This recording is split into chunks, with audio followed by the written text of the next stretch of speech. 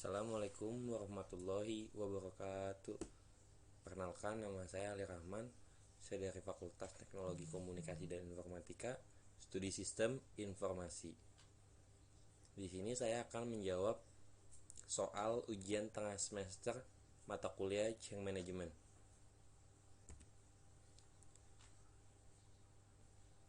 Langsung masuk ke soal yang pertama.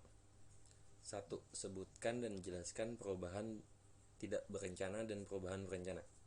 Yang pertama, pada perubahan berencana merupakan perubahan sosial yang telah direncanakan tujuannya oleh pihak-pihak tertentu yang disebut dengan agent of change.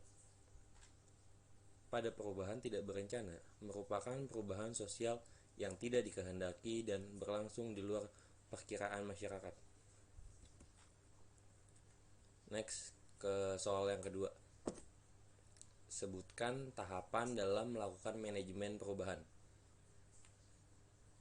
Yang pertama, positioning value, artinya menentukan posisi strategi.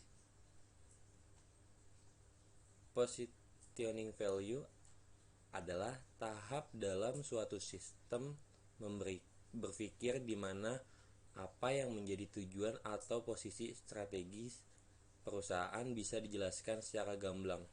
Posisi ini yang akan dicapai dalam suatu perubahan perusahaan atau organisasi. Yang kedua ada measures goals, mengukur tujuan. Measures goal akan menentukan berbagai ukuran dan mekanisme yang diperlukan untuk menilai apakah tujuannya bisa atau telah tercapai. Lanjut yang ketiga, assessment strategi. Strategi assessment. Assessment strategi dalam fase ini akan ditentukan kesenjangan antar situasi terkini dengan situasi yang memang diinginkan, sehingga dapat ditentukan kebijakan untuk mencapai seluruh situasi dan kondisi secara lebih baik. Lanjut yang keempat, actions level-level, aktivitas perubahan.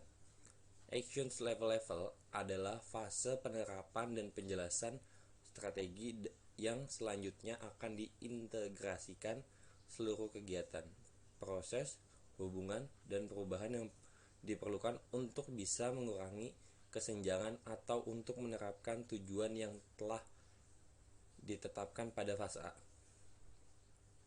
Yang terakhir, yang kelima, environment scan, identifikasi lingkungan eksternal. Environment scan, fase ini akan melakukan seluruh identifikasi lingkungan eksternal yang mampu mempengaruhi perubahan. Hasil dari identifikasi akan memberikan arah dan perubahan yang kelak akan dilakukan. Lanjut soal yang ketiga. Sebutkan ciri-ciri organisasi yang membuat perubahan menjadi sukses. Ciri-ciri organisasi adalah yang membuat perubahan menjadi sukses, yaitu mengaitkan antara masa sekarang dan masa datang, menjadikan pembelajaran sebagai gaya hidup, mendukung atau mendorong secara aktif perubahan dan perbaikan harian, adanya keragaman tim, mendorong orang-orang yang tidak konvensional, menjaga dan melindungi ide-ide terobosan baru, integrasikan teknologi yang menerapkan perubahan, membangun dan menanamkan kepercayaan.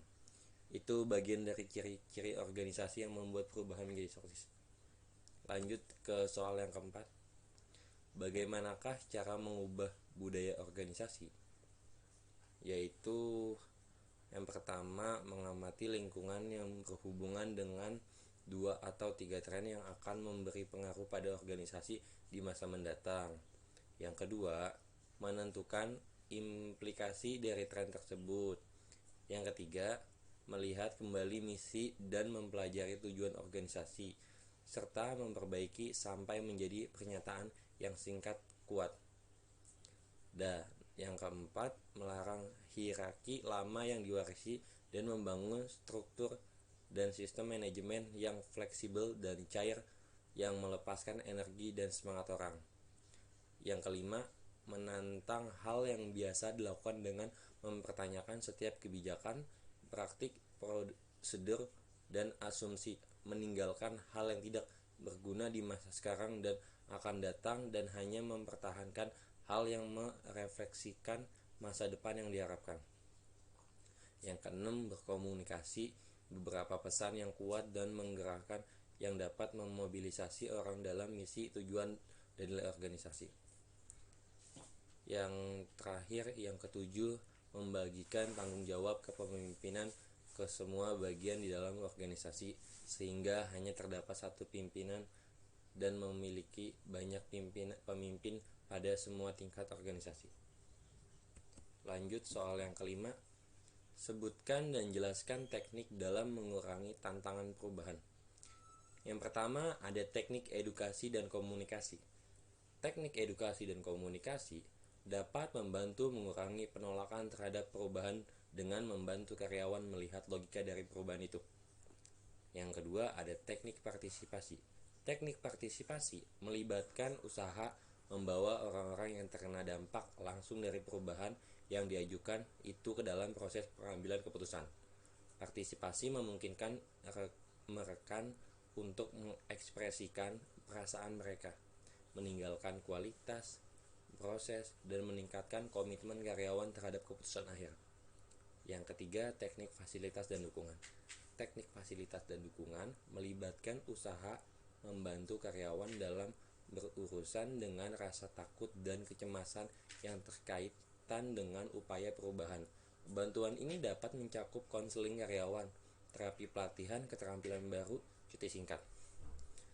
Lanjut yang keempat, teknik negosiasi. Teknik negosiasi melibatkan usaha bertukar sesuatu yang bernilai demi kesepakatan untuk mengurangi penolakan terhadap upaya perubahan. Teknik terhadap penolakan ini mungkin sangat berguna ketika perlawanan berasal dari sumber yang kuat. Dan yang keenam, teknik manipulasi dan kooptasi, mengacu pada usaha rahasia untuk mempengaruhi orang lain tentang perubahan. Ini mungkin melibatkan distorsi fakta untuk membuat perubahan itu terlihat lebih menarik. Yang terakhir, teknik pemaksaan. Teknik pemaksaan atau coercion dapat digunakan untuk menghadapi penolakan terhadap perubahan. Pemaksaan ini melibatkan penggunaan ancaman langsung atau kekerasan terhadap para penolak. Itu semua soal UTS ujian tengah semester mata kuliah Change Management 1-5. Wabillahi taufiq wal hidayah. Wassalamualaikum warahmatullahi wabarakatuh.